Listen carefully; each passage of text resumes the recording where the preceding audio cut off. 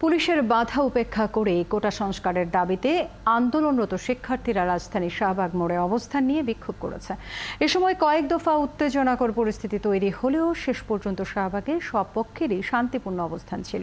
আন্দোলনকারীদের দাবি, কোটা সংস্কার নিয়ে সরকারি ঘোষণা না আসা পর্যন্ত তারা রাজপথ ছাড়বে না। ইশতিয়াক ইমনের রিপোর্ট। এখন জন্ম সনদ দিয়ে খোলো বিকাশ স্টুডেন্ট অ্যাকাউন্ট। নিজের বিকাশ নিজে কর।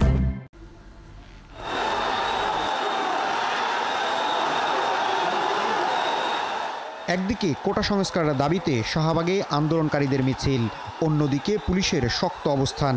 বিকেল ৫টার দিকে পুলিশের ব্যারিকেড ভেঙে শাহবাগে অবস্থান নেয় আন্দোলনকারীরা। এ সময় দফায় দফায় তৈরি হয় উত্তেজনা।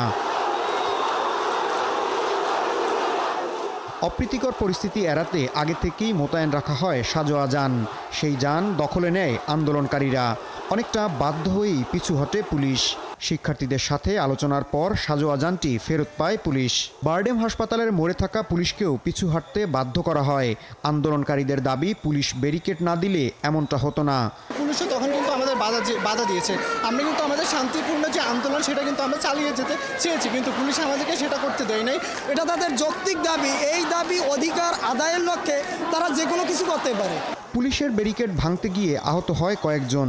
তবে পুরো ঘটনায় আরও একবার সহনশীলতার পরিচয় দেয় পুলিশ। আমি কোনোভাবে আসার ট্রাই করছি, বাট একজন পুলিশ আমাকে ছাড়েই নাই কোনোভাবে। সে আমাকে থ্রেট দিছে গ্রেপ্তার করার। এরপর কোনোভাবে আমি দৌড় দিয়ে তাদের কাছ থেকে বের হয়েছি। বেসরকারি টেলিভিশন সময় টিভির ৩ সাংবাদিকের উপর হামলা চালায় আন্দোলনকারীদের একটি দল। মিছিল শুরুর আগে ঢাকা বিশ্ববিদ্যালয়ে আন্দোলনকারীদের সমন্বয়কারী বলেন, কোটা সংস্কারের দাবি নিয়ে প্রয়োজনে তারা সরকারের সাথেও আলোচনায় রাজি। তারা এটির একটি যৌক্তিক সংস্কার করবে এবং আমাদেরকে বা এখানে যারা রয়েছে অংশীজন তাদেরকে নিয়ে এটার জন্য আলোচনায় বসে, তাহলে অবশ্যই কেন নয়, কেন আমরা তাদেরকে সহযোগিতা করব না। শাহবাগে যখন এই পরিস্থিতি, তখন ছাত্রলীগের অবস্থান ছিল টিএসসিতে। সেখানে সমাবেশে ছাত্রলীগ সভাপতি বলেন, আন্দোলনটি যৌক্তিক, কিন্তু জনদুর্ভোগ তৈরি করে আন্দোলন করা যাবে না। মাননীয় প্রধানমন্ত্রী বঙ্গবন্ধু দেশরত্ন শেখ হাসিনার সরকার কোটা সংস্কারের সমস্যার একটি যৌক্তিক, ন্যায়সঙ্গত, ইনক্লুসিভ এবং যুগোপযোগী সংস্কার অবশ্যই সুনিশ্চিত করুন।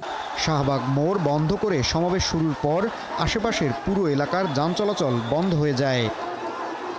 ইশতিয়াক ইমন, ৭১, ঢাকা।